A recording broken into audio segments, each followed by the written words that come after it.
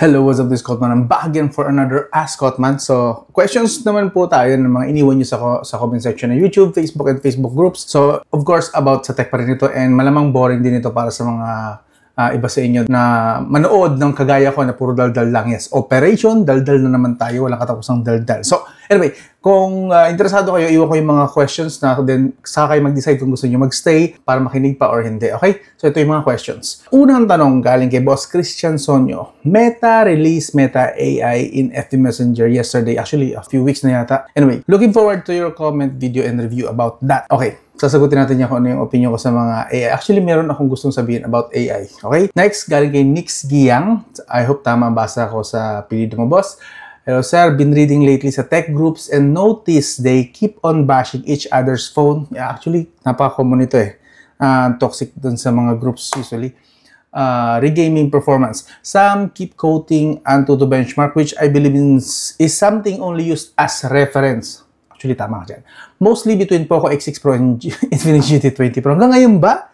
Nagkukumpara pa rin yan. Nagluluma na eh. Would like to ask if you have a video out on YouTube na or natakal na po ang topic na what makes a phone a gaming phone. Actually, meron na po pero siguro outdated na yun. Try natin. I'm one of the people kasi that believes chipset alone does not determine if a phone is a gaming phone. Thank you. Okay, sasagutin po natin yan. Galing kay Boss Gino Kaoyong. Boss, anong app gamit mo sa pag-benchmark ng mga games? Okay, sige. Actually, parang nagawan ko na ito ng review. Nagawa ko na ba? Actually, hindi ako sure. Pero sige. Galing kay Boss Androidea. Okay. Tanong lang, sir, about dun sa resolution ng video or pic sa My Day. Kapag Android phone po kasi ang labo ng resolution niya. Kapag iPhone naman, ang linaw at ang ganda ng quality ng resolution. Ano kayang difference nung dalawa? Actually, nasagot ko na to sa isang live na nag-join up kami nila Paul Tech TV and Pinoy Tech Dad. Nasagot ko to dun eh. Pero sige, eto bigyan natin ng sagot yan dito sa video na to. And My Click Tawa, I hope tama yung basa ko rito, 1019. Bakit primary feature yung mga RAM sa phone? I know marketing strategy lang yon sa mga company, pero as a consumer, do we really need 16, 24 or more RAMs? Gandang topic yan. Kailangan ba talaga natin ng 16GB RAM pataas? Di ba overkill yun? Susunod, galing kay Tasky Dope. Idol, pag nag-factory data reset ba ako, mawawala ba pero ko sa GCash at PayPal? Sana masama sa susunod mong Ask Cotman. Ask Cotman. Thank you, Idol. Okay, sige, sagutin natin mamaya. Jonathan Cardosa, boss. Shoutout. Serene, ano po meaning ng ibang tech reviewer pag sinabi nilang stock Android? Okay. And galing kay Boss Galax TV MLBB. Boss, pasabay po, ask ko lang. Accurate po ba ang mga smartwatch katulad ng mga Xiaomi brand, etc.? Yes, sasagutin natin yan. Galing kay Boss Stress TV 5898. Logic, request ko lang how to fix kapag iniwan mo yung CP mo tapos pagbalik, nababawasan ng percent. Okay, sige, sagutin din natin yan. Parang actually, recently, dami nagtatanong na, I wonder bakit hindi pa rin ata alam ng mga tao. But anyway, sige, sasagutin natin. Nagtanong naman siya na maayos. Galing kay Boss Just Pretend. Boss, ask ko lang po, if pag nag-wipe all data ka ba, kasali ba doon yung madadowngrade yung OS version? Okay, sasagutin din natin yan. Common questions din yan actually sa ibang mga comment section. So anyway, kung interesado ka sa mga tanong na iniwan natin, marami-rami po ito. 2, 4, 6, 8, 10. 10 questions. Yes, this time dinamihan ko na para medyo ang tagal ko rin kasi hindi nag-ask out man. So, bayaran ko na sa isang video. Maramihan agad. Kung interesado ka, let's start. Sa unang tanong, galing kay Boss Christian Sonyo Forward. Actually, kilala ko na itong pangalan ni Boss. Avid na to na contributor sa Facebook page sa group, especially sa group. Boss, shoutout sa'yo, Christian Sonyo. Meta released Meta AI in FB Messenger yesterday. Looking forward to your comment, video, and review about that. Actually. Okay, Meta. Actually, yung unang week yata ng Meta AI, yung AI nila, actually, napaka-ignorante. Kasi, tinatanong ko si MKBHD, hindi niya kilala nung una. Yes, actually, tinanong ko. Then, tinanong ko rin yung mga local nating YouTubers. Hindi niya rin kilala. Even yung mga milyones nating YouTuber, hindi niya kilala. So that means, nung unang release niya, of course, nadismaya ako kasi akala ko ready na agad yung Meta, but turns out parang baby pa talaga si Meta AI. And ang konti lang nang alam niya. Then after more than a week, doon, tinry ko ulit tinanong kasi na marami nang nag-usap-usap din kami ng ibang mga tech YouTuber. And then sabi niya, alam niya na ngayon. Dati hindi niya alam yung tungkol kay MKBHD, alam niya na sagot. Galing sa ibang mga a content creator, pag tinanong mo, alam niyo na rin ngayon kung sino sila. So, natawa naman ako. So, it means Meta is not, hindi siya complete database ng buong mundo. Is learning. So, sa part na yun, I'm sure maraming gagamit ng mga AI, especially si Meta, since free ang Meta, nasa Messenger natin ngayon. Naka-integrate na po siya sa Messenger, just in case na hindi nyo po alam. Naka-integrate po si Meta. So, sa mga gagamit po ng Meta, tatanungin nyo and then gagamitin nyo as research material. Okay? Iwasan nyo po na magtiwala sa AI. Why? Bigyan ko kayo ng magandang halimbawa. Why you should not trust AI ng ganun-ganun lang. Okay? Is AI accurate? Yan ang unang tanong. Basic na tanong. Pero dyan, makikita natin ang sagot. Galing mismo ka sa AI ni Google na to ha. AI po ni Google to, which is Artificial Intelligence can be accurate. Hindi niya sinabing accurate agad. Artificial Intelligence is accurate. Hindi niya sinabing ganon. Can be. Okay, so posible. Nandun yung possibility, yung probability na accurate siya. Pero hindi siya 100% accurate. Kasi kung 100% accurate siya, sasabihin dito, AI is accurate. No. Ang ginamit yung word is can be. Okay, reading comprehension tayo.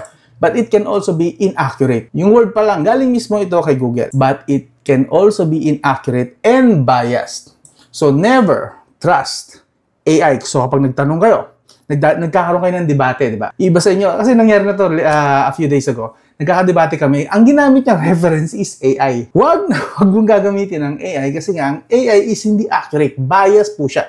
Usually, ang ginagamit ng mga sagot ni AI, okay, is yung mga pinakasikat na mga articles, usually, yun yung gagamitin niya. Even if unfounded yung mga article na yon, or even if hindi talaga siya totoo, na fact-check na siya na hindi talaga totoo, basta sikat yung article na yon, gagamitin nyo ni AI kasi nga bias po siya. And ginagamit nyo lang ng mga info is yung mga ready and popular usually. Ang alam ko matututo rin yan, of course, like I said, learning process pa rin ng AI, even with Meta AI, Google AI, ChatGPT, learning process pa rin yan, okay? Meron silang inaccuracy and bias. So never, lalo sa argument, kapag nakikipag-argument kayo or gagamitin nyo as research material sa school, wag na wag po kayong gagamit ng AI. Lalo pag fact-based, yan, wag na wag nyo gagamitin ang mga sagot ng AI. Siguro gamitin nyo yung gamitin nyo si AI kapag gagawa kayo ng essay. Siguro yun. Kasi maganda yung mga construction nyo ng sentence, napakagaling, napakapino, and matututo ka din ng mga grammars.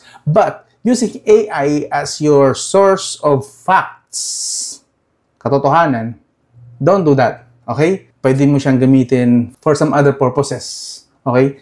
Ito na mismo yung sagot. So, doon sa tanong na looking forward to your comment, video, and review about that. Okay yan, nakakatuwa gamitin ang AI. It's just that don't use it or wag mong ididepende doon yung tiwala mo sa AI. Hindi po accurate ang mga AI. Bias po yung mga yan. Nakadepende sila kung ano yung popular, kung ano yung madalas na pinag-uusapan, kung saan marami nakikipag-ambag ng mga discussions. Yun usually ang tinitingnan niya. Hindi niya ginagamit yung mga less popular, pero yun naman talaga ang totoo. Hindi niya ginagamit yung ganun kasi may bias siya. Ang bias niya is nandun sa popularity. Usually. Pero syempre, of course, itong sinasabi ko ngayon baka maging obsolete na rin.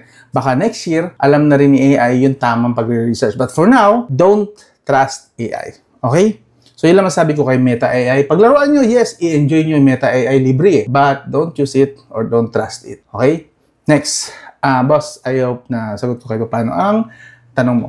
Galing kay Boss Nix Giyang. Been reading lately sa tech groups and noticed they keep on bashing each other's phone or gaming performance. Some keep quoting Antutu benchmark, which I believe is something only used as reference. Tama po yan. Like I said kanina, tama po na hindi ginagamit si Antutu as your pundasyon sa information, especially when it comes to performance. Gamitin mo lang siya as base reference. Lagi ko na po yan sinasabi sa inyo, Bilin. A few videos ago, ang dami na. Ilang beses ko na siya sinabi. Do not use Antutu. Do not trust Antutu. Kasi ang Antutu, usually, nababayaran yan. May history po si Antutu na nababayaran ng mga brands. Okay? Sila Oppo, sila Huawei, sila Samsung. Yes, nagkahulihan yan before. So, sira na rin naman ang kanilang reputasyon. Pero of course, I'm not saying na huwag niyong gamitin si Antutu. May gamit pa rin si Antutu. We can use Antutu benchmark results as base reference. Huwag niyong pag-awayan yung Antutu score nito. Kasi alam niyo, isa pa ito kapag nag-Antutu benchmark kami, iba-iba rin naman ang result. Hindi siya consistent na pag sinabing 1 million, laging 1 million. Sa susunod mong test, mababawasan niya ng 999,000 na lang, something like that. Or, basta hindi naman kasi consistent ang Antutu. Nakadepende yan sa dami ng apps na tumatakbo sa background. Depende sa temperature ng phone na yun nung nag-Antutu benchmark ka. Depende sa battery percentage. Yes, may effect po ang battery percentage sa total performance ng smartphone. Mas mataas, mas malapit sa 100% ang battery, mas maganda ang performance ng smartphone. Pagka 30% pababa na siya, unti-unti na siya nag-power down kasi inaantabayanan niya yung pagbaba or ina-adjust niya at least yung paggamit ng battery juice. So, Antutu benchmark kasi maraming factors. Do not use it na pang-argument. Base reference lang po siya. Huwag po pati kayo masyadong fanboy. Yung mga fanboy ng Poco X6 Pro, GT20 Pro, mag-aaway-aaway. Ano ba napapala nyo? May premyo ba? Nagiging toxic lang kayo sa isa't isa. Nag-aaway-aaway kayo para kayong mga walang pinag-aralan, para kayong mga hindi pinalaki ng nanay nyo, para hindi kayo minahal ng nanay nyo, pag-aawayan nyo. Mga smartphone, Antutu benchmark, ang babaw nyo I'm just saying, ang babaw nun. Pag-aawayan nyo yan, ano napapala nyo? Oh yes, given, mas malakas ang isang phone sa isang phone. So, ano ngayon? Nagkaroon ka ng magandang kinabukasan? Yun na yun? Yun yung kababawan nyo, pag-aawayan nyo, lamang ng 100 points, 1,000 points, a few thousand points, which is marami namang factor. Pwede namang i-overclock ang GT20 para mas mataas ang score niya sa Poco X6 Pro. And vice versa. Itataas din ng i-overclock ang X6 Pro para mas mataas sa GT20. Ang dali i-manipulate ng mga scores na yan. Tapos pag-aawayan nyo na para kayong mga walang nagmamahal sa inyong magulang. What? And then, sa tanong ni Boss, would like to ask if you have a video out on YouTube, what makes a phone a gaming phone? Gaming phone, of course, ito yung 2024 version, tapos na rin naman tayo. Gawin lang natin mabilis. Kung consider natin gaming phone ng smartphone, of course, kailangan meron siyang gaming chipset. It doesn't really matter kung high-end nung time na yun, like Qualcomm Snapdragon 8 Gen 3. May Qualcomm Snapdragon 8 Elite na yata, basta may Elite. Ito yung exact meaning, basta may Elite yung Qualcomm na yun. And MediaTek 9400, Dimensity 9400, okay. It doesn't matter kung yung highest, best chipset ang gamit mo or yung mga mid-range lang. Like 8300 lang, Dimensity 8300 lang, or Qualcomm Snapdragon 8S Gen 3 lang. Okay lang yun. As long as capable yung smartphone na makapaglaro ng games, goods na yun. Of course, minimum na RAM ngayon, masasabi natin 8GB RAM. Pwede na sa gaming, pero recommended yung 12GB RAM pataas. 16GB, okay na yun. 16GB, masasabi natin na pwede na ilagay natin sa gaming. But 8GB RAM siguro lagyan natin as base kung gaming phone ang tinutukoy natin. And then, meron pa tayo, syempre mga special features na pang gaming talaga, like gaming mode, special triggers sa gilid ng mga smartphones. Yes, gaming phone yan.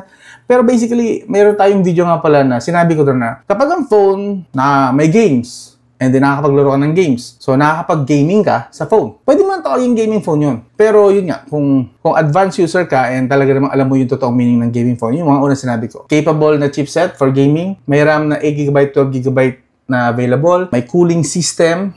Magandang audio. May Wi-Fi 6 at Wi-Fi 7. Best yun. Pero kung wala kayong Wi-Fi, gamit yun lang is 5G at least. Yung at least meron 5G, di ba? Kung wala kayong Wi-Fi. Pero kung mas maganda dyan, gaming phone, Wi-Fi 6 to Wi-Fi 7, gaming phone yun. Ang ganda ng labas-pasok, incoming, outgoing ng ping nun. Sobrang sulit. So, yun. So, yun na yun. Ang haba na. Okay? Di pa tayo kay Boss Gino Kaoyong. Boss, anong app gamit mo sa pag-benchmark ng mga games? Yung usually gamit ko Antutu benchmark para makita ko na kung hanggang saan ang kaya ng smartphone na yun. And then from there, isa-set ko ang expectation ko kapag ginamit ko na yung Shizuku at saka Tacostat. Ayun lang yun actually. Hindi ko masyadong ginagamit ang benchmarking. Hindi ako nagtitiwala sa benchmarking. Kaya gumagamit ako ng Tacostat. Yun yung nag-a-appear na FPS sa taas. Nakikita niyo yung pag nag-gaming test na ako, may FPS sa taas. Kasi mas maganda yung actual mong na-i-experience kaysa umasa sa benchmark. Yung benchmark, para na lang yung sa mga naghahanap, boss, ano bang benchmark na kaya niya ng highest niya? Ayan, saksak nyo sa baga nyo yung Antutu benchmark. Sasabihin ko na lang sa inyo yan. Pero hindi yan ang gagamitin kong basihan ng performance ng smartphone. Ang ginagamit ko yung may FPS. Okay? May FPS sa taas. And then, doon ko malalaman kung talagang yung benchmark ay tumutugma sa performance. And kapag straight line ang resulta ng FPS, goods. Pagka madrop-drop, ang daming cha-cha-cha, ika nga, pag sinasabi ko dun sa video, may cha-cha-cha, hindi masyadong reliable yung performance. Lalo-lalo dun sa throttling issues, malamang. So yun, benchmark, ang tutuyan. Yun lang kung yun ang tinatanong mo. Pero kung ano yung ginagamit ko pang test talaga, actual, sa yung may FPS, yung Shizuku yun at saka Tacostat. May video po ako nung iwan ko sa video description. Hanapin mo yung paano i-setup ang Tacostat sa smartphone. Okay, may bayad nga lang yun, pero yun ay kung gusto mo lang naman. Hindi ko re-recommend yun sa mga one-time lang gagamitin. Recommended ko yun kung talagang kagaya ko, trabaho ko to, na kailangan ko i-test yun. So, useful sa akin ng Tacostat. Pero may pera ka naman, mura lang ang Tacostat. Nasa 300 lang yata. Anyway, galing kay Boss Android Dea, tanong lang sir about dun sa resolution ng video or pic sa My Day. Kapag Android phone po kasi ang labo ng resolution niya. Kapag iPhone naman ang linaw. At ang ganda ng quality ng resolution. Ano kaya ang difference ng dalawa? Actually, nasagot na namin to sa live chat namin, live video namin nila Pinoy Tech Dad and Poltech TV. Nabanggit namin doon na napansin namin both actually nila ni Pinoy Tech Dad na kapag sa iPhone, maganda yung uploads. Sa Android, binababaan yung quality. Yeah, even if malakas ang internet, nababa pa rin ang quality. Well, actually, nababa rin naman ang quality sa iPhone. Pero mas maganda, mas pino lang yung pixels na pagkakaprocess paggaling sa iPhone. At lalong-lalong sa iPhone, binoview din.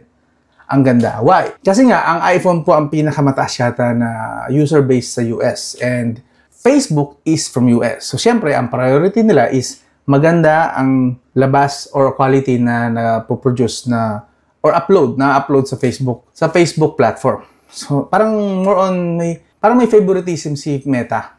Sabi sa Facebook, ika nga, na pagka mga iPhones, magaganda talaga ang quality. Pero hindi naman ganoon kalayo yung difference. Pero pansin ko nga yan, may mga features sa iPhone Facebook na wala sa Android Facebook. Like for example, alam niyo ba na dito sa iPhone Facebook, yung share na yan, pwede kong ma-view kung sino nag-view, kung sino yung nag-share. Pero sa Android, walang ganun. Hindi mo siya maklik. Like, sample, pakita ko sa inyo. Ito, may 2 shares. Dalawang shares yung isang post ko. So, nandun yung button ng share. Yan. And pag kinlik ko yan, kita ko kung sino yung nag-share. Yan. Sa Android, wala yung ganyan. And also, napansin ko, unang nagkaroon ng app lock. Yung pwede mong i-lock yung messenger mo sa iPhone. Ito lang, recently, ngayong taon lang na nagkaroon ang Android ng ganung feature. Pero yung app lock na yon, matagal na ilang taon na siya sa iPhone. So parang more on favorite ni Meta ang mga iPhones kaysa sa Android users.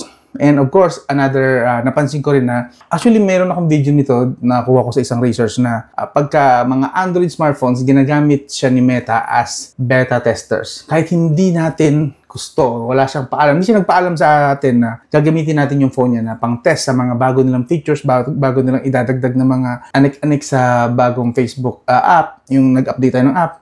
May bagong features doon na hindi natin alam, tayo yung ginagamit na pang-test sa Android. Kapag stable na, sa kanila i-roll out sa iPhone. Pansin ko yan. And meron article niyan before, mga 2 years ago na yata. Hindi ko na mahanap yung sigurado. Pero nirelease ko yun sa isang video, binanggit ko yun. Yan, na lumabas yun sa isang research ko na kapag ka iPhone, mas priority nila talaga. Mas maganda at saka mas stable ang nire-release nila mga version ng Facebook app doon. I'm not saying na perfect yung mga Facebook app na nire-release nila sa iPhone, but mas stable sa iPhone. Anyway, lipat tayo kay Boss Mike Liktawa. Bakit primary feature yung mga RAM sa phone? Hindi po siya primary feature. One of the primary feature, actually, lahat naman ng features ng smartphone, we can call it important features. Pag wala yung mga yun, hindi sila gagana na maayos or hindi natin sila may engine na maayos. But saying na primary feature yung mga RAM sa phone is not true. Okay? I don't think so. I know marketing stat lang yun sa mga company, pero as a consumer, do we really need 16, 24 or more RAM? Good question. Ito pala yung good question niya. Do we really need 16 to 24 or more RAM? No. Para sa akin, ang sweet spot, 12GB RAM. Why? Nung nagkaroon ako ng Red Magic 9 Pro, ilang buwan ko siyang gamit, enjoy na enjoy ako. Woo! I noticed na kahit naroon ko Genshin Impact. Naglalaro ako ng Zenless Zone. Basta yung mga bibigat, yung Farlight, sinasagad ko ni Extreme ko. Chine-check ko yung RAM minsan. Hindi po niya na ma-maximize yung 12GB RAM. Actually, nagagamit lang is 8 to 9GB RAM. So, meron pa akong sobra na a few, like 10, 11, 12. So, that means, pwede pa akong mag-iwan ng mga background sa likod. So, in my opinion, 12GB RAM yung sweet spot for gaming. Ka-gaming na doon, hindi na mabibitin yun. And actually, ginamit ko na rin yung Red Magic ko for video editing na gamit ko lang is around 6-7GB RAM lang din. So, not really ganun kaano ang RAM na or ganun kalakas ang kain ng RAM even if nag-video editing ka or pero siguro depende siguro sa video editor yun. But in my experience, 12GB RAM na yung pinaka-sweet spot. Okay na yun. 16GB RAM, sige, pero future-proofing na ang tawag na doon. In my opinion, future-proofing na ang 16GB RAM. Now, 24GB RAM, no, overkill na yan. Masyado nang tingin ko, sira na yung phone bago maximize masagad-sagad yung 24GB RAM. Sira na siguro mga 1 to 2 years old na yung phone, 3 years old na yung phone, pasira na yung battery. Hindi mo pa rin ma-maximize yung 24GB RAM na yan. 16GB RAM, future-proof. 12GB RAM, sweet spot. Yun yung masabi ko. OA na yung 24. At least, ngayong 2024, 2025, and even siguro hanggang 2026. But 24GB RAM, di mo magagamit yun. Overkill na yun. Masyado na marami. Anyway, kung gusto mo pa rin ng 24GB RAM for what? Bragging rights? Go ahead. Hindi kita pipigilan, boss. Tasky though. Idol, pag nag-factory data reset ba ako, mawawala ba pera ko sa GCash at PayPal? Sana masama susunod na Ascot man. Thank you, Idol. Kahit po 1,000 times kang mag-factory reset, hindi po mawawala. Actually, basic na to knowledge for everyone. But of course, merong kagaya ni boss, baka bata lang si boss, hindi niya pa alam yun, na yung mga e-wallets natin, mga financial apps, is hindi po siya talaga nakasave sa phone natin. Nakasave na po yan sa server ni GCash, sa server ni PayPal, sa server ng mga bangko, hindi po siya nakasave sa phone natin. May copy. May local copy sa cache files, sa cache data ng smartphones natin doon sa app, but hindi talaga siya doon ang nakasave. Nandun po yung nakasave sa GCash server, PayPal server, BPI server, ano mga bangko nyong server, yan. Okay? Even if sa mga games, Mobile Legends nyo, kahit 10,000 beses kayong mag-factory reset ng mga online games nyo, mga online games factory reset kayo, burado lahat. I-login nyo lang yung mga Gmail accounts nyo. As long as tandaan nyo yung mga passwords nyo at Gmail nyo, magbabalikan po lahat yan. So yeah, mag-factory reset ka po, hindi po mawawala yan. GCash, PayPal, Mobile Legends, Firelight, Call of Duty Mobile. Yeah, hindi po mawawala yan. So, don't worry. Lipat na tayo kay Boss Jonathan Cardosa. Ano po meaning ng ibang tech reviewer pag sinasabi nilang stock Android? Yun. Actually, ang totoong meaning ng stock Android is walang kwenta yun na version talaga. Nabasa ko na to, napanood ko siya sa isang tech vlogger US yata na pinakita niya kung ano yung totoong tinatawag na literal na stock Android. The Google Pixel is not by technicality. Hindi po stock Android ang Google Pixel. Ang Samsung na may flagship smartphone na walang bloatware, hindi po siya by technicality, hindi rin siya stock Android. Yung mga rugged phone natin na stock Android, technicality, hindi po siya talaga totoong stock Android. Kasi ang totoong stock Android po, marami pong kulang na mga features. Ang features niya lang usually, pag sinabing totoong stock Android, yung totoong stock Android, yung totoong stock Android, meron na siyang operating system. Wala yung mga gaming mode na yan, wala yung mga well-being na yan, mga security and privacy, wala yan. Yung totoong stock Android. Now, pag sinabi ng tech reviewer naman na stock Android, yung sinasabi namin na, uy, stock Android ito, basta walang mga bloatware or minimal yung bloatware, siguro wala pang 10. Pwede ko pang tawagin stock Android yun. Kukonsider ko pa na stock Android. Yun yung terminology naman na ginagamit namin. Hindi totoong stock Android yung ginagamit namin terminology, pero yun yung pinakamalapit sa stock Android. As long as walang mga bloatware, wala yung mga mga games na hindi ko rin naman talaga i-install at hindi ko rin naman lalaroin, wala yung mga parang mga travel apps, yung mga ganun. Pwede na namin siyang consider na stock Android, but it's not really the real stock Android. Yun lang. Pag sinasabi lang namin tech reviewer na stock Android, usually, wala siyang bloatware. Mga Google lang ang laman. Isa pa yun, stock Android, wala din Google apps. Walang Google services ang totoong stock Android. Walang Google services. Pero tech reviewer meaning, basta may mga Google lang siya, Google services lang, wala nang iba, wala nang mga games, wala nang kung ano mga stock Android na namin tatawag yun. So, may mga technicality and then merong tinatawag na tech reviewer terminology. Pero ako yun, ang tinatanong mo lang naman is tech reviewer terminology. Usually, basta mga Google lang ang laman, wala nang iba, stock Android na yun. Anyway, lipat tayo sa susunod kay Boss Galax TV MLBB. Boss, pasabay po, ask ko lang, accurate po ba ang mga smartwatch katulad ng mga Xiaomi brand, etc.? No. To tell you the truth, hindi po sila accurate. And even if gumamit ka ng Apple, gumamit ka ng Huawei, yung gustong-gusto ni Apple Tech TV na latest na Huawei na smartwatch, na hindi po siya totoong accurate ng 100%. Wala pong smartwatch. Ito hot take. Wala pong 100% accurate na smartwatch. Ang pinakamasasabi ko lang siguro na malapit sila sa katotohanan is 80 80%. Siguro sila Apple, sila Samsung, yung mga magaganda yung Pixel na smartwatch, yung Huawei smartwatch na pinaka-high-end. Pinakamalapit nila sa katotohanan is 90% accurate. Pero nunca, walang 100% accurate na smartwatch. Ang totoo, kung gusto mo ng accurate talaga, yun yung mga ginagamit talaga sa yung mga medical equipment sa hospital. Yun yung mga accurate talaga. Yun. Wala pang tumutumbas nun sa mga smartwatch. 90% na yung pinaka-best. Tapos yung mga budget na nire-review namin, mga 80% lang siguro yun. 80% accurate at best. Pero malamang mas mababa pa yung iba. Mga 70, 60%, even sometimes fake pa nga yung ibang mga features. Matutuklasan ko na lang after a few months na ginagamit, ay hindi pala siya talaga ganito, ganyan. So, yung mga budget smartwatch, mga 5,000 below, siguro 70 to 80% accurate lang. And then mga high-end, 90% accurate. Pero walang 100% accurate na smartwatch. Tres TV, 5898. Request ko lang how to fix kapag iniwan mo yung CP mo tapos pagbalik nababawasan ng percent. Kapag iniwan mo lang po ang smartphone mo na naka-on tapos naka-off lang yung screen, hindi po siya totoong nakapatay ha. So that means gumagana po doon si Facebook, si TikTok sa background, sila YouTube sa background, at kung ano pang i-messenger mo. Kaya nga minsan naka-off on screen, nagno-notify.